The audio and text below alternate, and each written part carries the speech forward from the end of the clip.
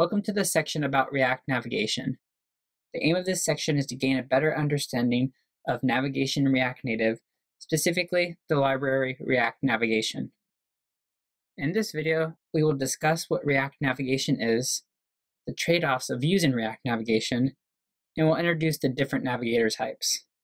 The React Navigation docs define the library as an extensible and easy-to-use navigation solution.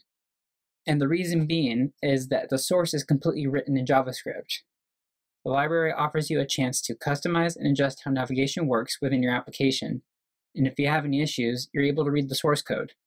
Outside of the customization, this library offers you multiple options for how you can handle navigation within your application. React Navigation does not use any native implementation, so this is a pro in terms of being able to customize and being able to debug any navigation issues. The drawback is, if you need a platform behavior, you will have to do the work to mimic it, or it may be better just to use another option altogether. The logic is executed on a JavaScript thread and provides a 60 frame per second transition using React Native primitives and the animated API.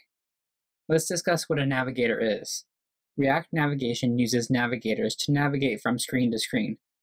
Navigators are plain React components that are responsible for the following: managing the presentation of a transition, and keeping a record of navigation history. React Navigation allows you to create your own navigator or use one of the built-in ones they provide. I want to introduce the navigators here. They will be covered more in depth. For now, we will just cover what they are. The stack navigator are screens simulated in a stack. The tab navigator will place at the bottom or top of your screen tabs that can be pressed to navigate. And lastly, the drawer navigator, which will have a navigate option to slide out from the side to navigate through your app. Now that we are familiar with React Navigation, it's time to put these concepts into practice.